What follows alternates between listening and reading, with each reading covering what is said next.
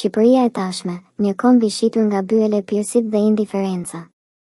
Në vendin ku flamuri i Skënderbeut ngrihej me krenari, sot ngrihen duart për të përqafuar korrupsionin. Në vendin ku luftohej për çdo pëllëm toke, sot luftohet vetëm për një post në administratë. Ku janë patriotët? Ku janë dashamirësit e të mirës së përbashkët? Byele Pirsit në pushtet, elita e re e Shqipërisë. Sot, në Shqipëri, pushteti nuk merret me merit, por me lëpirje të byeleve.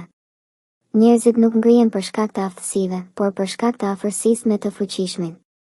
Nëse je i afërt me një ministër, deputet apo kryetar bashkie, mund të bëhesh drejtor, shef, apo edhe deputet pa pasur asnjë kriter përveç besnikërisë së verbër.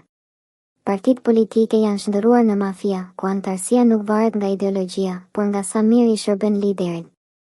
Administrata publike është plot me njerëz të paaftë, por të vendosur sepse kanë mik në krye. Tenderat dhe projektet shkojnë tek ata që i duajnë më shumë të fuqishmit, jo tek ata që ofrojnë cilësi. Dhe kush e lejon këtë? Vet populli. Populli byele Pirës, kur indiferenca bëhet traditë. Në vend që të kërkoj llogari, populli shqiptar vetëm ankohet në kafe dhe në social media, por kur vjen momenti për protestë ose zgjedhje, votat shkojnë për të njëjtët.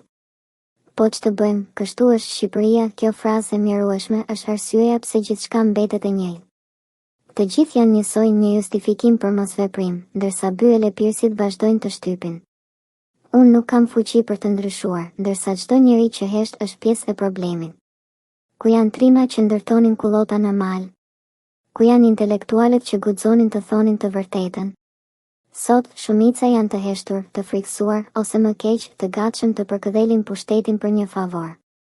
Shqipëria po vdes, rinia po ikën, shpresa po shuhet.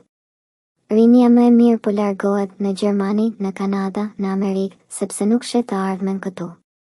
Shkolla dhe spitalet janë në rënoja, ndërsa politikanët ndërtojnë vilat.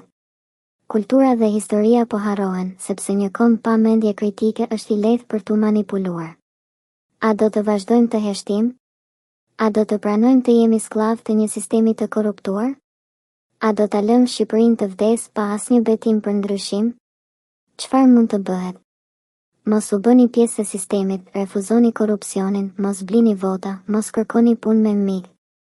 Kërkoni llogari, protestoni, shkruani, ekspozoni padrejtësitë. Votoni me mend, jo me emocione, jo me frymë fisnore, por për ata që kanë projekte reale.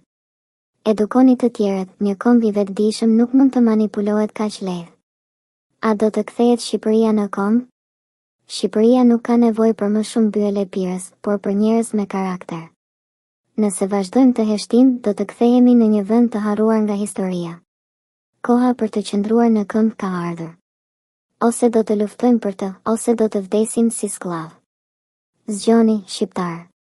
Shqipëria ju pret.